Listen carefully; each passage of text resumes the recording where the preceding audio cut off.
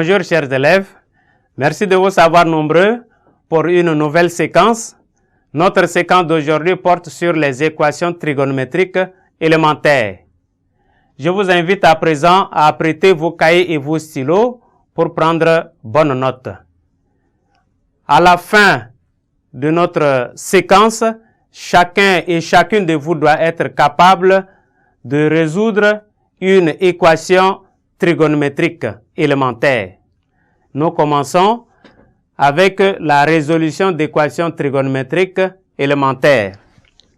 Résolution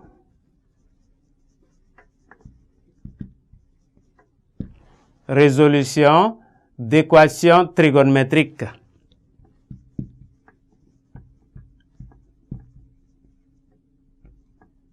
Résolution d'équations trigonométriques.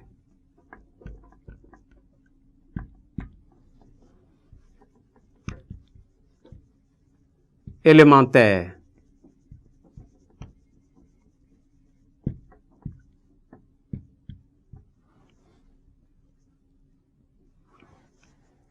Voilà. Une équation trigonométrique est une équation dans laquelle l'inconnu apparaît par l'intermédiaire d'un nombre trigonométrique. Un exemple, pour appuyer notre définition, voilà, en exemple, on donne cos de x est égal à 1 tiers. Donc, c'est une équation trigonométrique. Voilà, nous parlons de l'intermédiaire d'un nombre trigonométrique qui est ici cosinus. Ou encore, on peut avoir sinus 3x est égal à cos y. Cosinus y. C'est aussi une équation trigonométrique. Ou encore, on peut écrire sinus x est égal à b. Où b est un nombre réel. Voilà les types d'équations trigonométriques que nous pouvons rencontrer. Maintenant, nous allons passer à la méthode de résolution. Méthode.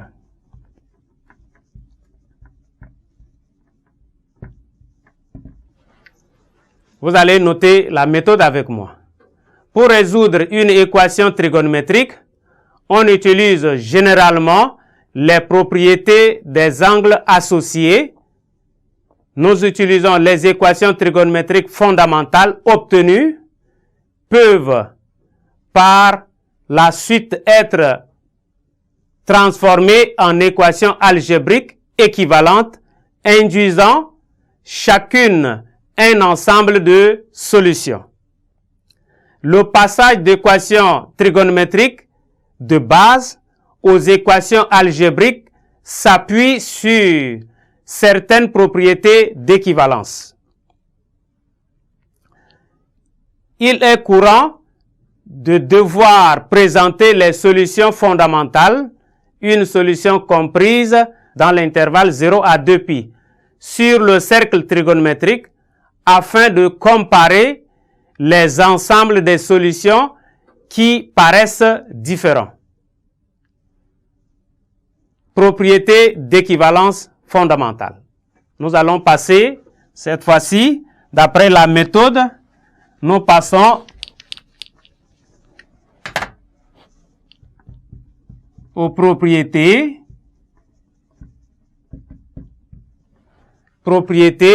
d'équivalence fondamentale.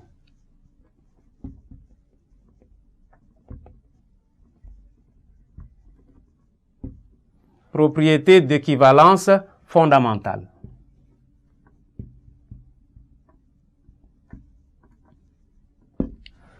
Voilà. Propriété 1.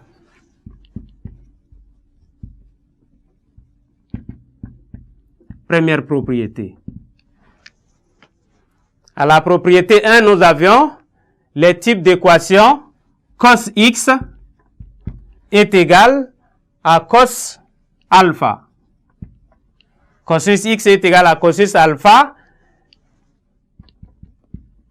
équivaut à x qui est égal à alpha plus 2k pi, ou bien x est égal à moins alpha plus 2k pi, puisque nous avions connu dans la séquence précédente que cos de moins alpha est égal aussi à cos de alpha, donc c'est pourquoi nous avions x est égal à alpha plus 2k pi, ou x est égal à moins alpha plus 2k pi. K appartenant à Z. K appartenant à Z. K est un entier relatif. Ça peut être positif tout comme négatif. Voilà. Nous passons à la deuxième propriété. Propriété 2. Nous avions type d'équation élémentaire sinus x est égal à sinus alpha. Et donc, résoudre sinus x est égal à sinus alpha équivaut à x est égal à alpha. Alpha plus 2k pi plus 2k pi, ou bien x est égal à pi moins alpha. Pi moins alpha plus 2k pi, où k est un entier relatif. Parce que on peut faire deux tours sur le cercle dans le sens positif ou bien dans le sens contraire et nous nous retrouvons à la même position de x et voilà la signification de 2k pi. Ce sont ces propriétés qui permettent le passage d'équations trigonométriques fondamentales aux équations algébriques. Nous avions un exemple. On vous donne un exemple. Résoudre l'équation. Résoudre l'équation. Cosus x est égal à cos pi 12e. Est égal à cosinus pi sur 12. Et donc, pour résoudre, il suffit d'appliquer cette propriété. Nous avions déjà alpha. Donc, ce qui équivaut à x est égal à pi 12e plus 2k pi, ou bien x est égal à moins pi sur 12, moins pi sur 12, plus 2k pi, où k appartient à z. Voilà, nous obtenons l'ensemble de solutions S qui est égal pi sur 12 plus 2k pi. On a moins pi sur 12 plus 2k pi. K, élément de Z. Voilà, nous pouvons noter ainsi l'ensemble de solutions.